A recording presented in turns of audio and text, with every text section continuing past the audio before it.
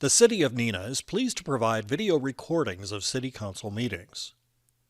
Neenah residents can get information about City Council meetings, City Committee meetings, meeting agendas, and other documents from the City website, www.neenahgov.org. Neenah residents can express their opinions about city issues by contacting the mayor's office, contacting their city alderman, or completing the electronic feedback form on the city website. All public portions of the meetings are recorded in entirety and are not edited. All right, we'll call this meeting to order. We'll start with a roll call, please. Alderman Bruno is excused. Alderman Erickson. Here. Here. Defferding. Here. Newman. Here. Paulnow. Here. Ellis. Here. Weber. Here. And Council President Steiner. Here. Kaiser, would you lead us in the Pledge of Allegiance?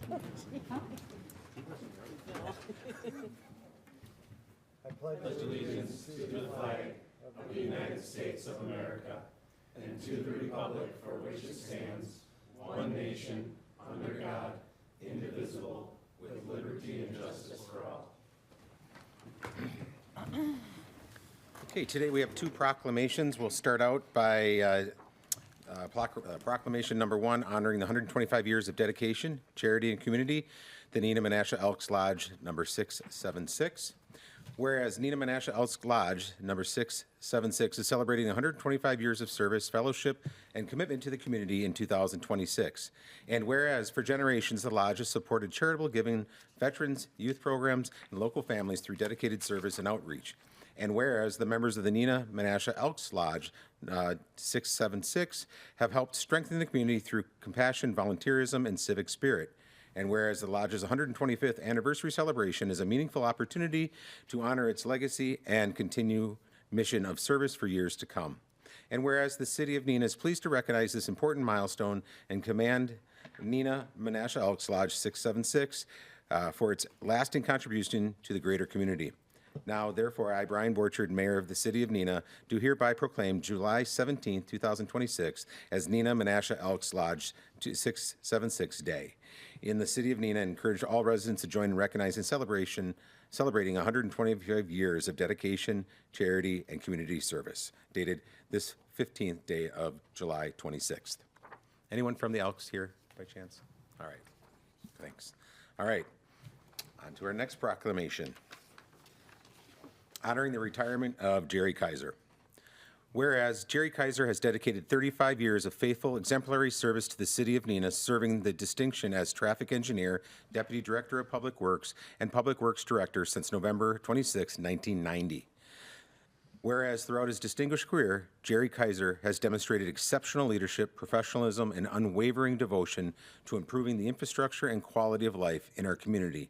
And whereas, under his expert guidance, the Public Works Department successfully completed numerous vital capital improvement projects, including the Main Street overpass, roundabouts, especially those at Winneconne Avenue and Green Bay Road, which spurred development, which led to the revival of the commercial corridor in that area. Bring in businesses such as Festival Foods and Quick Trip, trail development on Bayview Road and Lakeshore Drive, paving of South Commercial Street, renovation of the Police Department and Fire Station 31, and automating refuse and recycling collection. Whereas Jerry Kaiser has skillfully managed a critical city infrastructure and led the department through challenging times, including storm responses, emergency repairs, winter storm operations, and subdivision development, with calm reassurance and wavering resolve. Whereas his management style foster a culture of hard work, safety, camaraderie within the public works staff, leaving behind a resilient department prepared for future success. And whereas Jerry Kaiser has earned the deep respect, admiration, and gratitude of the governing body, city, staff, and residents of the City of Neenah. And whereas Jerry Kaiser will officially retire on August 3rd, 2026, closing a remarkable chapter of public service to embark on a well-deserved next chapter. Now, therefore it be resolved that I, Mayor Brian Borchard, on behalf of the City Council and the citizens of the City of Neenah, do hereby extend our deepest appreciation to Jerry Kaiser for his outstanding contribution and legacy of service, and do hereby proclaim that the Main Street Overpass Bridge shall henceforth be known as the Jerry Kaiser Bridge. Be it further resolved that we congratulate him on his retirement and wish him, along with his family, continued health, happiness, and fulfillment in his future endeavors. In witness whereof, I have hereunto set my hand and caused the official seal of the City of Neenah to be affixed on this 15th day of July, 2026. Congratulations.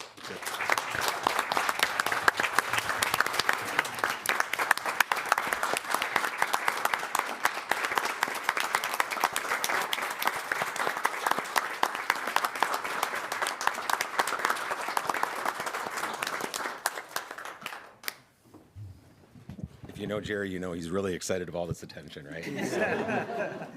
So, Mayor, You may I bet. say a few words? absolutely. Well, I'd like to thank you and the council for that incredible proclamation and the incredible honor that comes along with it. I've got a few comments and a few thank yous. First, I'd like to thank my wife, Kathy, for listening when I needed to vent and for not getting too irritated when I didn't join in a conversation because my mind had drifted away to work. My sons, Joe and Nick, who make me proud every day, for their understanding of the demands on my time with work. Second, I'd like to thank the mayors and councils that I've had the privilege to work with. I appreciate the efforts that you all make to serve your constituents and the trust that you placed in me to help you serve them. Finally, I'd like to thank all of the staff that I worked with over the years in City Hall and at the garage, who taught me, challenged me, encouraged me, and supported me. They truly embodied the team ethic. I've been blessed to work here. I was able to associate with terrific people who had as their focus the task of doing what was best for the city. There was not always agreement on what that best was, but working through those disagreements allowed us to do some terrific things. I was led by people who allowed me to grow into the work, to make mistakes as long as I learned something from them. And I was challenged with projects that tested me professionally, to think through problems in a way that I hadn't needed to previously. I couldn't have hoped for more when I walked through the door on November 26, 1990. Thanks for everything. I look forward to seeing more of Neenah's great days ahead. Thank you, Jerry. That was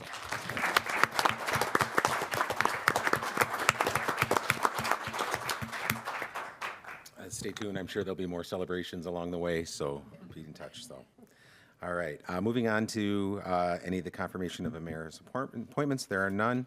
I'll entertain a motion to approve the July 1st, 2026 regular city council meeting minutes. So move. There's been a motion by Alderman Newman, Second. second by Alderman Weber. Any discussion? Seeing none, all those in favor indicate on your device.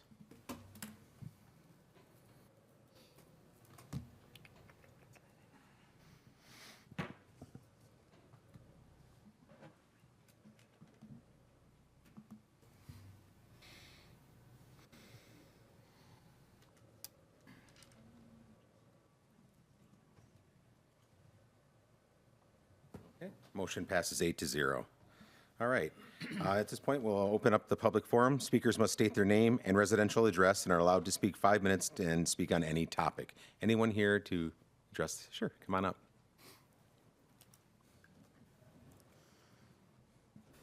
You can pull the microphone down a little bit there for you, sir. There you go. Hello, Common Council. My name is Richard Coles. This is my wife, Christina. We live at 1015 Gillingham Road. On Monday of this week, July 13th, I received a notice of a violation for having a windscreen on my chain link fence. And I have only until July 18th, which is Saturday, to be in compliance. That's pretty quick. From the building inspector, Ted Dominowski. Everything that we do to the exterior of our house, the yard, is to be pleasing to the eye. From the new siding shortly after we moved into our house 37 years ago in July of 1989, we had white siding. Well, there's, on the back of our house, we have these yellow awnings that go over the windows, and they're yellow. With a white house, I had neighbors complain that was ugly. So we changed siding. We were planning on changing siding anyway. It's now a yellow siding, so it's pleasant to the eye. We've done different landscaping. Behind our garage, how many people you know put bushes behind their garage? Well, I do, because they can be seen off of Evans Street. I live on the corner, and everything can be seen. My backyard is visible to everybody. Excuse me. Let's see, and it's also including that windscreen on the chain link fence. It's to improve, to make it pleasant to the eye. That chain link fence was in our house before we bought the place. So it's anywhere between 40 and 50 years old. It's no longer pleasant to the eye. It's no longer shiny, gray, or new. The fence has started to take on rust color. Although being structurally sound, and I keep it that way, it was in need of a facelift. And this is what we did to make it a facelift, by putting this windscreen on. This windscreen has been in place since June of 2022. So for 4 years, this has been on. It added to the pleasantness of the eyes. It also functioned to be that windscreen, and it also gave us just a little bit more privacy in our backyard. Being a corner home, that's, pretty good. I mean, there was no privacy. So today, I'm asking the common council to add wording to accept this type of a windscreen, and as long as it's in good working order. I got this idea from the fencing from ball diamonds around the city. Can you see these things, or do I have to? You probably would give them the handouts there. We wouldn't be able to see on the opaque there. If you want to just send it down, and they'll each look at it. Okay. Thank you. Thank you. That picture must have been taken by the building inspector, Ted. That came along with the mailing. I don't know if you have any questions or. At this time, we'll take your statements, and then we open it up, and then I'll ask if the council has any questions or things that we can ask some of the people to respond. There's probably not a dialogue back and forth in this case. Do you need to see the mail at all? I think the picture, if there's any council member that would like to see it, they're welcome to that, for sure. So, Alderman Paul now. I'd like to see it too.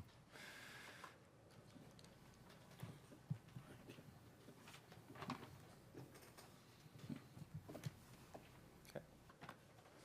All right. So at this point, what we'll do is we'll see if there's anyone else for the open forum, so you can have a seat, and then we'll address the issues as we go through. Okay? Sure. All right. Any other? Oh, Mr. Becker, come on down. Come on down for my regular. Good evening, Scott Becker, 1061.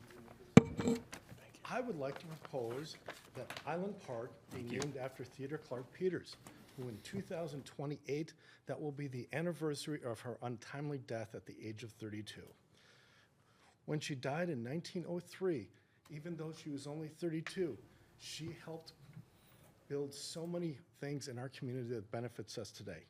From basically leaving money to help establish the Theodore Clark Memorial Hospital, which originally started out in 1909 of having 25 hospital beds, which has now grown into an incredible, great hospital system, which has merged now with Freighter. She was also responsible for the development of our first public library, securing a grant from Andrew Carnegie. And that library lasted well up into the late 1990s, 2000s. And she also was responsible for the 1902 Neenah Opera House, which for generations was the Neenah Theater, which was a beloved facility for many of us to see movies. So I would encourage the council to consider this. Island Park has been talked about for 25 years and nothing has happened. I think this is an opportunity for Theodore Clark and other folks to come forward and basically finally develop what could be a great gem of a waterfront, just like Shaddy Park. Thank you. Any other public forum issues?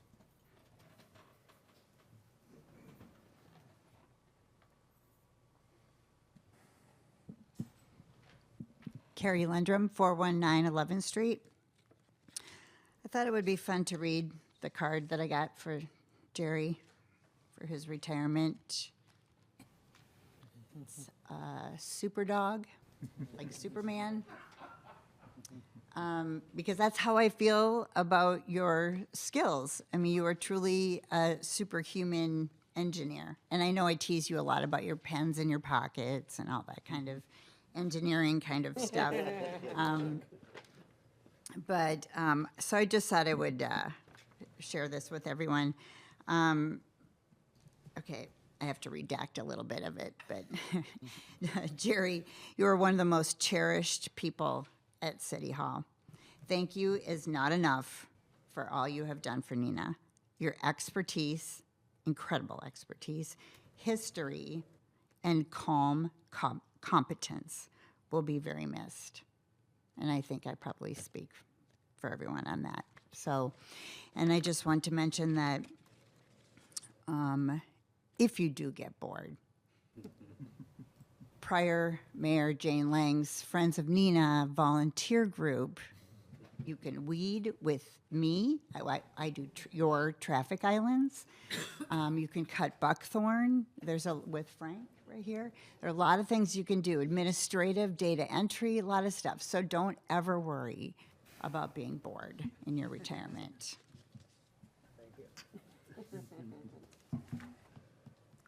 Any further public forum? Anyone else wish to address? All right, seeing none. Moving on to Mayor Council, consideration of public forum issues. Alderman Ellis? Yes. Thank you. This is for Richard and Christine. I live on the corner of Clybourne and Abbey Avenue. Several years ago, I had a 4-foot fence around my backyard, which I came to learn later. The city, in its infinite wisdom, considers your backyard a second front yard, and it falls under different rules. I was replacing my solid board forward yard fence with a white picket fence, 4 feet.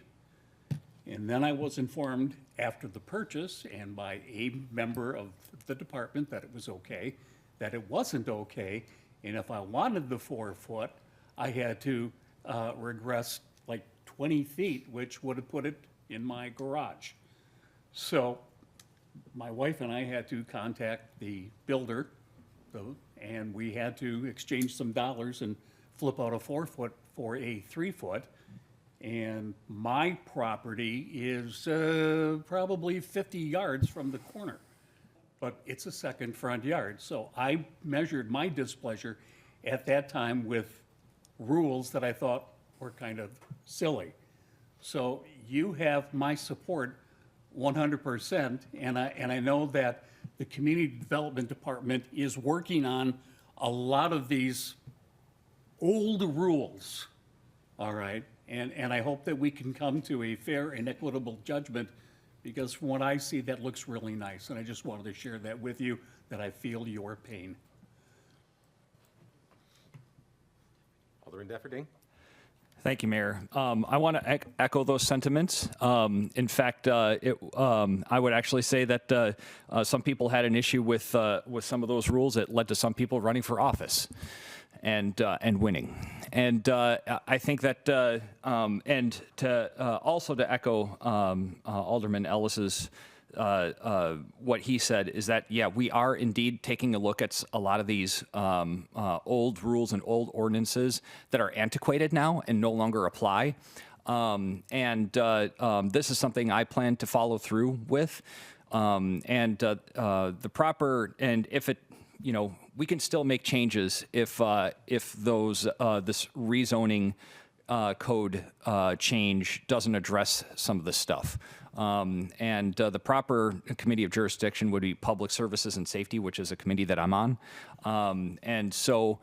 Before you leave, I'll pass you my card, so because I'd like to keep in touch with you to make sure that we can make these changes and follow through with it. Because what I see here, I don't see a problem with this at all. I mean, it's a windscreen. I mean, I don't understand why this would be a violation. It's just aesthetics, and it's dumb.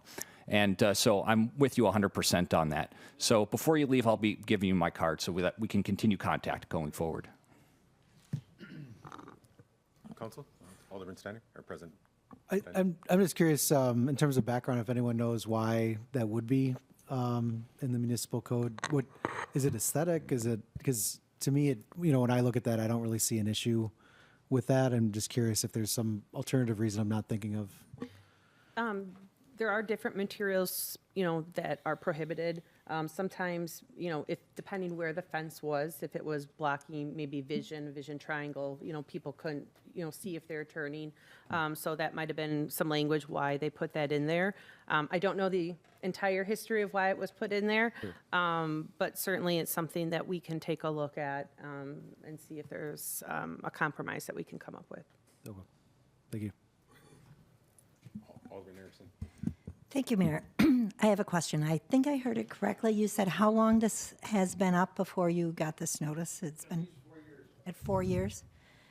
And then it's been in place the entire time, and now why would that happen? I would have to talk to the inspector. I don't know if it was complaint-based or if they were driving around and saw it. So that's something, I don't have that information on hand. I asked Ted, and he said he drove by and saw it. Okay. Okay, then that's what happened. Okay, thank you. Mayor, if I might, just one other quick point to answer that question. When I presented that, and I was not sitting here at that time, I was told that because if it's the second front yard, and I had a good talk with Kelly after she came on board, and she understands this issue. So she's very in tune with, let's discuss that. But we were told by the committee at that time that because it's a second front yard, that it can block the vision of a car coming up to the intersection, even if the fence is 30 yards back from the corner. So that's what I was told. Thank you, Mayor. First, Alderman Defferty. Yeah, that was the thing is, the vision corner. But the thing of it is, though, is that the city of Neenah's codes go a little bit further than a lot of other places do, like the city of Menasha and the city of Kimberly and even the city of Appleton. Usually they have it at 20 to 25 feet from the intersection. And if it's flush with the house, then that was one of the other things too, is that it had to be flush with the house, and which seems to be the case right here anyway. So that part is in compliance. But even then, ours go even further than 25 feet from the intersection. It goes 20 feet from the sidewalk, no matter what direction. And so that goes a little bit further than a lot of other local jurisdictions. And that part doesn't make sense. Perfect example is my house has a fence that's behind 10-foot tall lilac bushes. You can't even see it. But if I were to go beyond 3 feet, a solid fence, I would therefore not be in compliance. No car's going to see the fence, So there's definitely some things about the code that needs to be fixed because it doesn't make sense. It's antiquated. Okay. Any other comments from council about any of the speakers? Director Nyforth, if I'm not mistaken, tonight's the last day for the survey? Correct. Yes. So there is a survey online on the community development page. As far as some of the questions about some of the zoning and things, there'll be some follow-up meetings and so keep tone of that. So, all right. Thanks everybody for those comments. Thanks for coming. Yes, real quick. Just on this Saturday, I'm supposed to be in compliance by taking that down. Can that be extended? I will instruct staff that we're working together, so I'll have that date. I'll make sure that it's, we're good. Okay. Mayor. Yes. Oh, yes. I just want to let you know, I think it's September 2nd. We're going to have a joint plan commission and council commission at 4 o'clock in the afternoon relative to this specific code rewrite. So that might be something you'd be interested in coming and speaking as well for your example, because I think it's a perfect example. September 2nd, it's the plan, it's a joint plan commission and council meeting. It's at 4 p.m. right in these chambers. All right, thanks very much. Moving on to reports of the standing committees. This should be easy. Public Safety, Service and Safety was canceled. Personnel and Finance Committee of the July 6th was canceled. However, we do have a special Finance and Personnel Committee from that. Chairman Erickson. Thank you, Mayor. Reporting out from the Special Finance and Personnel Committee meeting of July 15th, 2026. Item number 1, the consider committee recommendation to approve the hiring of Mark Roloff of McMahon and Associates LLC as interim public works director on a part-time 20 hours per week basis at a rate of $185 per hour, not to exceed $19,500. That's a correction to the agenda, or until a permanent director is hired, with funding from the Public Works operating budget, and I so move. There's been a motion. Is there a second? Second. There's been a second by Alderman Newman. Alderman Paul. Thank you, Mayor. I'm definitely in support of this, to have a transitional type scenario. One thing I have questions on is this, the way this reads, it's not to exceed 20,000 or until a permanent director is hired. I was curious, would it be, because 20,000 didn't seem to be adequate when I was looking at this originally. So I was curious why are both in this? Yeah, it should read the not to exceed 19,500 a month. And it was the contract that we were sent by McMahon. Okay. So it was the wording in there. But if at 20 hours, it was sometimes they added because of expenses and drive costs, and this won't be the case for that. So I wanted to outline that specific because we don't know. It may be 1 week, it might be 15 hours, depending on the availability. Yeah, and that I understand. I'm just like 20,000 is only, if you look at 20 hours a week, that's what, 5-6 weeks? That's not a lot. I mean, because from the committee discussion, I heard that we've employed ISA as our recruitment.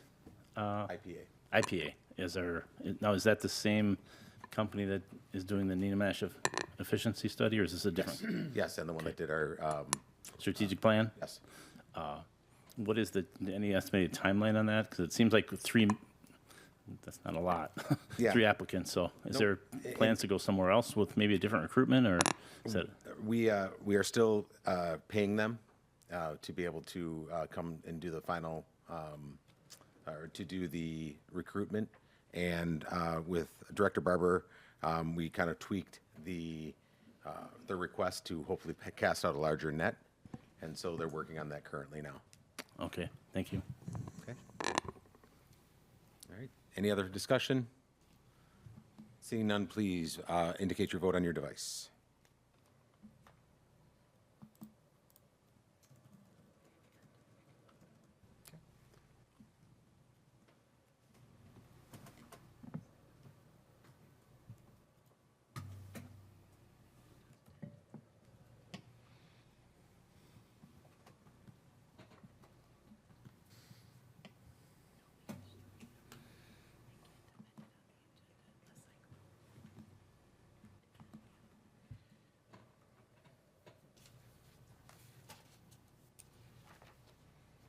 All right, motion approves 8-0. All right, moving on to the reports of special committees and liaisons and various special project committees.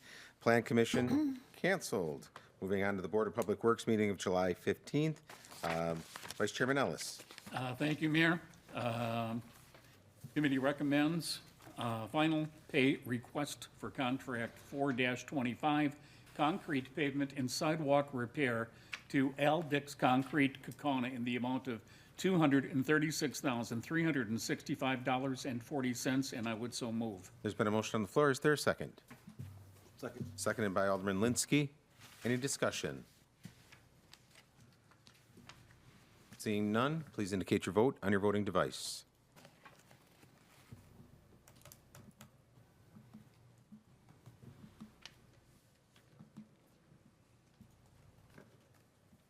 Motion is approved, 8-0.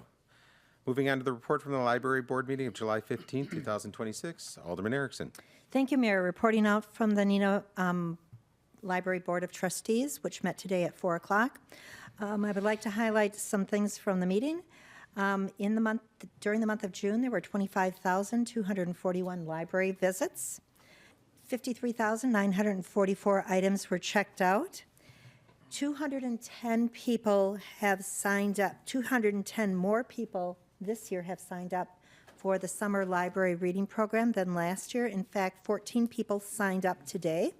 If you are interested, both children and adults can sign up for the library program at this point.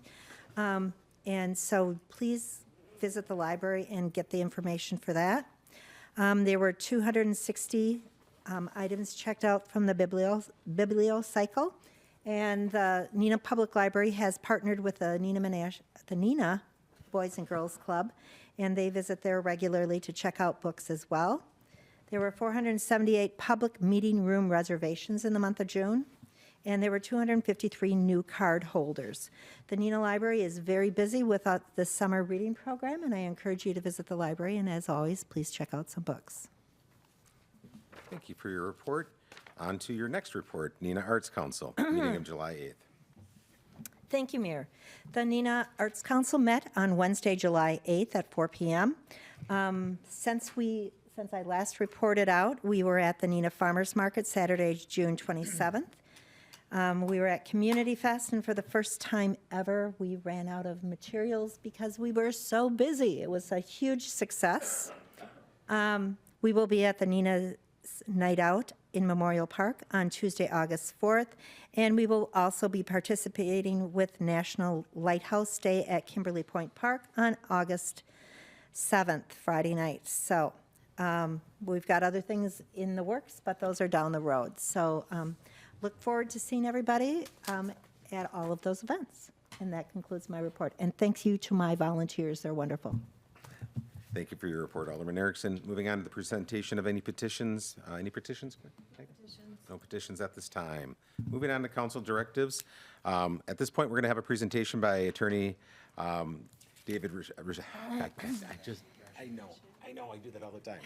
Rashid, his office is right next to mine. Sorry, City Attorney Rashid, and the understanding council directives. We're hoping to do a few more of these each week at our council meetings to kind of give you updates on some real pertinent information. Our hope for this one is to council understand and kind of see how the council directive can work in our best, I guess, in a process. And so we have spent a little time kind of putting this together. And so please sit back and we'll have some questions as we go through this.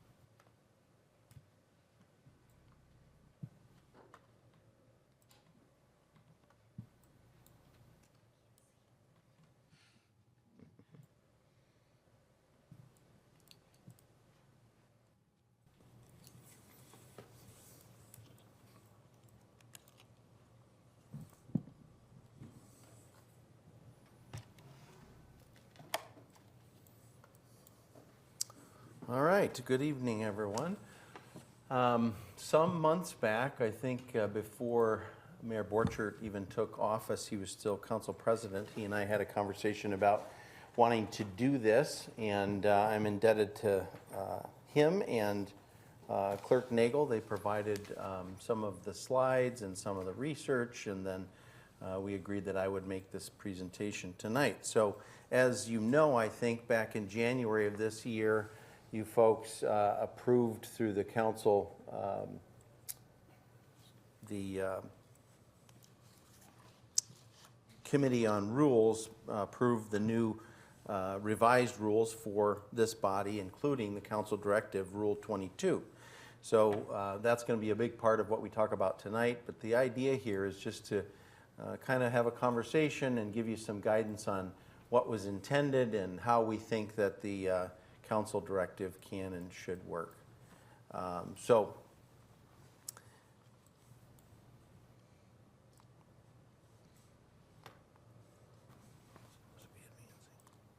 helps when you turn it on. There we go. So I thought I'd start by giving you an overview of the branches of government, because the whole idea behind this is how do we allow you folks as policymakers have the information that you feel you need and want to inform the legislative function that you have, while at the same time respecting the other branches, which is the mayor's office, the executive, and then under his purview, the staff, the administrative. So that's the idea here. And we know that we have separation of powers throughout all levels of government, federal, state, and local.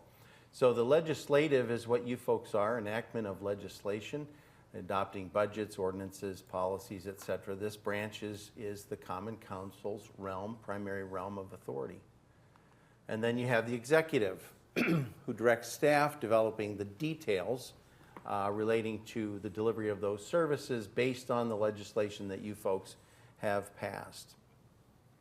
And then, of course, as I just mentioned, the administrative, which is responsible for the day-to-day operations, which would be the staff, again, under the direct supervision and authority of the mayor. So if you think of it this way, the legislation should be the what and hopefully a clear why. What are we doing as a city and why? And then the executive branch, the mayor, and his staff, the administrative branch, together provide the how, the when, and the who, if that helps. Separation of powers. The next one you have seen before. If you were privileged to hear Daniel Foth's presentation, I think a couple of different times, and I'm using it with his permission because I think it's so apt and it's so helpful. Most of us, I think, love the Green Bay Packers, but it's helpful to understand that you folks are like the board of directors for the Packers. You're setting the direction, which is to win a Super Bowl, right? And underneath that would be the executive branch or the coaching staff, LaFleur and his team, overseeing the players. And then, of course, the administration, those who administrate or carry out the work to get us to the Super Bowl would be the players. And I think it makes perfect sense to understand that we would never expect to see the people on the board of directors coming down and standing on the sidelines and overseeing the coaching, and certainly not be in the huddle. And I think that's helpful. Not a perfect analogy, but I think it's helpful. So what is the council directive officially? And this is taken right from the new rule that you folks passed in January of this year, and it includes the definition which appears here. They're instructions issued by the council directing a specific task, such as developing plans for the city, establishing and or modifying municipal programs, the development and or the changing of policies of the city, or the undertaking by the department heads or other staff of significant research on a topic or matter. So what a council directive is described, it's policy guidance. You folks are the ones, by law, vested with the power to set policy for the city. The direction, what direction does the city of Neenah want to go in? That's the policy. And then this directive is perhaps necessary to make sure that that policy is followed and carried out. For an example, the DORA. Some years ago, as you know, policy decision was made that we'd like to have open intoxicants with limitations in terms of times and places. So that would be a nice example of that. If that had to have gone through a council directive, that would be a good example of that. Or for formal instructions used to direct actions, initiatives, and that sort of thing. So if you think of the former mayor's culture initiative that she launched when she got into office, if she hadn't done that, you folks could have done something like that. Said this is an initiative that we want to carry out, and then you could direct the mayor, the staff through the mayor to do that. Or used as a legislative tool, directing and guiding the departments through the mayor, again, promoting citywide alignment. So for example, the wheel tax, as you know, we passed within the last year and a half or so. That would be another thing. If that hadn't been accomplished in another way, you could have done that through a council directive. Visibility and accountability. They can foster understanding of the reasoning behind actions taken by the administration. Good examples of this is several years ago, as you know, we had listening sessions and town halls, if you will, where we invited segments of the public and then the whole public to come in and have input on what should we do with that park. The sidewalks, that's been a popular topic for decades. What should we do with sidewalks and when and where and so forth? Or more recently, the flock cameras, and should we keep them, should we not, and all of that. So those would be examples of how you could use a council directive. So here's some examples on policy. This would be some text somebody could use to come up with an actual directive. These are fictitious. The mayor came up with these. I tweaked them a little bit here and there. And then this would be the purpose, to issue the directive overseen by the mayor to prioritize affordable housing projects in certain neighborhoods, etc. Another example for formal instruction. Again, here's an idea that could be used if the timing of a new water treatment facility was delayed for some reason, and the council wanted to know why and so forth. A legislative tool, directing the Department of Public Works if we had passed a new electric vehicle charging station law, something like that you could use to make sure that that was implemented and carried out as the council had intended. When should a council directive be used? When clear policy implementation is on your minds collectively or on the part of any one of you, for special initiatives like we mentioned before, to foster understanding of expectations. Sometimes maybe council members feel like their expectations aren't being met, or staff feels like they don't understand why there's this expectation. So that can flesh that sort of thing out through a council directive if necessary. Advisory role in special cases. What a council directive is not, it's not an ordinance or a resolution. Those are more permanent in nature. Ordinances are even more permanent than a resolution. So it's not that. It is not a tool for micromanagement of the staff. It's not meant to involve the council in day-to-day instruction or allow micromanagement of city operations. It should respect the independence of the mayor's office against separation of powers. The mayor is there for a reason, as is the council, or the administrative staff, who are supposed to be the subject matter expertise. It's also not a substitute for budget approval. That happens obviously at least once a year, plus amendments here and there if need be, but it cannot function to allocate funding, reallocate resources, or directly adjust the budget. That falls under the purview of the budget resolutions and ordinances. That is statutorily prescribed, as you know, and subject to public hearings. So it wouldn't be appropriate to try to do that through a council directive. When should a council directive not be used? Policy areas exclusively within the mayor's authority for routine operational decisions, formal legislation functions like ordinances or resolutions, budgeting and financial allocation. And then some examples of what they are not. Passing a noise ordinance, for example. If the council wanted to create a new law limiting construction noise after 10 p.m., they must be done through ordinance, not a directive. Hiring or firing department heads, I think that one's pretty obvious. Approving the city budget. Directives cannot allocate money for a project if the council wants to fund a park renovation, for example. That requires a budget vote or resolution and not a directive. Deciding which roads get plowed or paved first. That's a day-to-day operational matter handled by Public Works, not something to be controlled via a directive.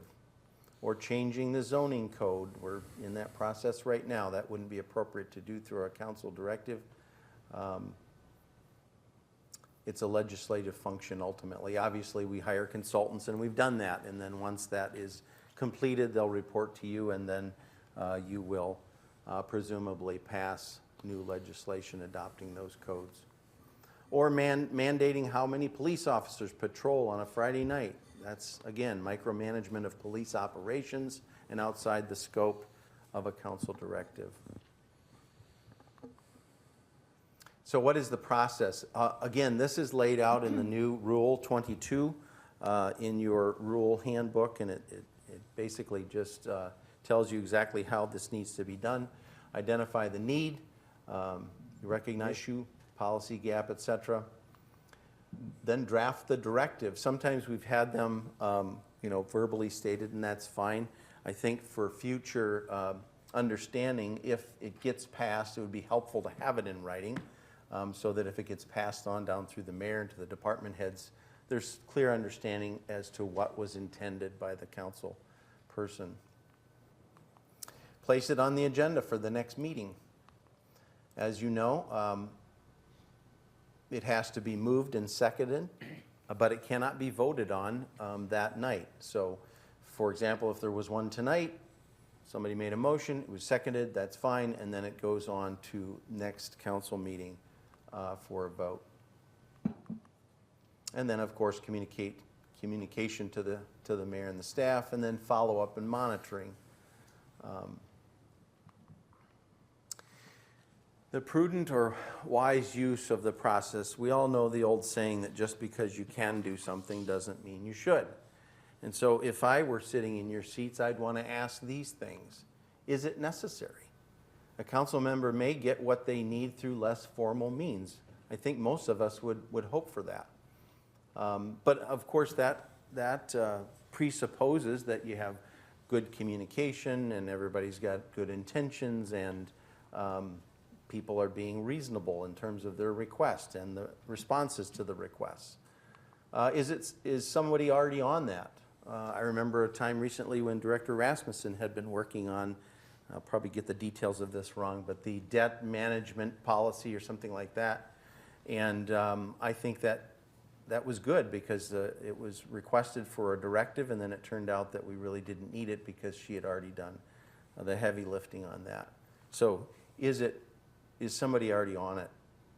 And the mayor and presumably the department head of jurisdiction, if you will, would be able to tell us that. Is it overused? Responding to directives takes time and may take time away from other important tasks.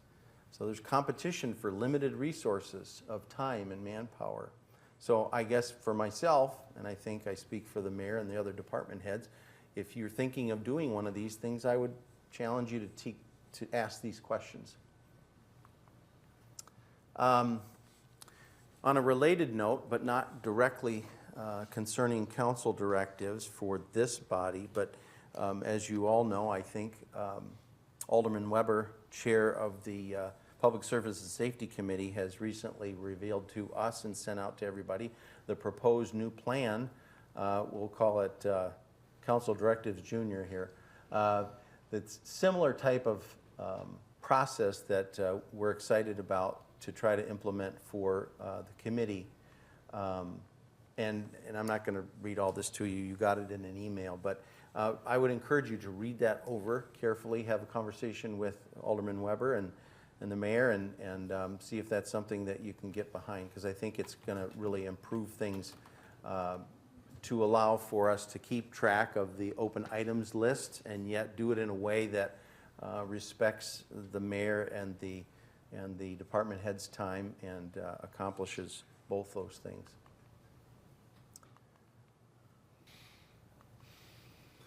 Questions and comments?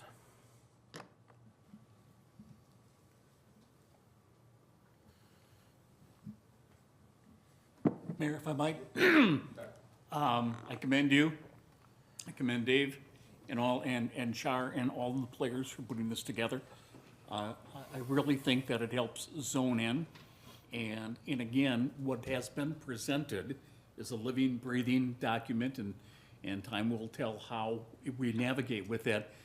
I just think that this is a terrific way for us to move forward. Thank you. You know, one of the things that I was concerned about is our staff is super accommodating, And sometimes, I want to say to a fault, that they're willing to take your call, get into the weeds because they want to help you. And sometimes they have a difficult saying no because they want to be able to support you and do these types of things. This also gives some guide rails to our staff to make sure that they are following a process as well. And I want to make sure that that happens, and then we're very clear. That way I can help as well and make sure we funnel, and maybe there are some things that are happening already. So I do appreciate the support on this, and I know Alderman Paul, now you're always talking about process, and the more we put these in, the more defined we are, and then it doesn't get off the rails a little bit. So I appreciate the time and effort that we put in, and we'll tweak it, and we'll see where we are with this, and maybe we're going to learn a few things along the way. Okay? Yes. Is the final rule book that was put out recently, a lot of good work went into that. Is that right on the website of the city? Yeah, it's on the Alderman page. It's on the Alderman page? Yep. Because I know I have it Under on my desk in legislation, I terms of think. when it was on the agenda. I just want to make sure that I have the latest and greatest, so there weren't any tweaks in between. So, okay, thank you. Any further comments? All right, City Attorney Rashid, thank you very much. I have to say, for 4 years, I had a student with another pronunciation, and so nonstop for 4 years. My daughter's classmate, yeah. So I do apologize for misspeaking on that, so. All right, our hope is, if any council member, if there's any other, like I want to call them lunch and learns or council and learns or ideas or topics. I know Alderman Paul and I have talked about this for quite a while. We have Director Nyforth that's going to talk a little bit about TIFs down the road. I know that Director Barber had some ideas as well. Director Rasmussen is going to have some ideas. So I figured we get you here, you can't go anywhere, so we're going to educate you. So I appreciate you guys, but if there are comments or things that you want to include, or maybe you want to do one yourself, I'd be happy to have you. So, all right. Any unfinished business? Seeing none. On to any new business? Anything legally before the council? Seeing none. We will, the Common Council may convene into a closed session pursuant to Wisconsin Statute Section 1985 1B to consider an employee separation agreement. I'll entertain a motion. So moved.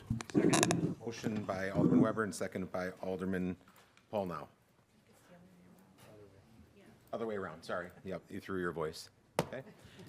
Any discussion? Seeing none.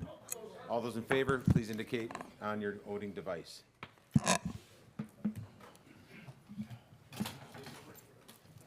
Oh, yes.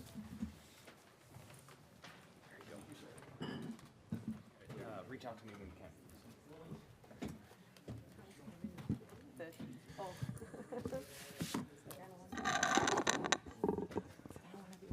Alderman, make sure you vote on your voting device, please. It's got to be a roll call vote.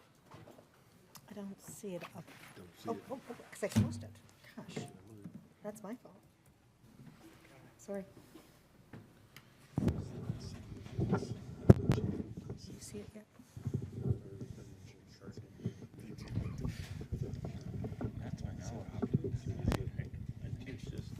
Is yours popped up yet? Just curious, it just occurred to me.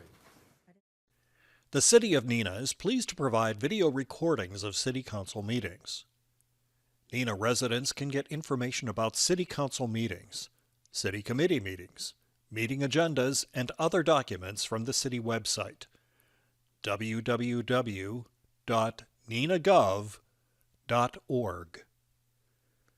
Neenah residents can express their opinions about city issues by contacting the mayor's office, contacting their city alderman, or completing the electronic feedback form on the city website. All public portions of the meetings are recorded in entirety and are not edited.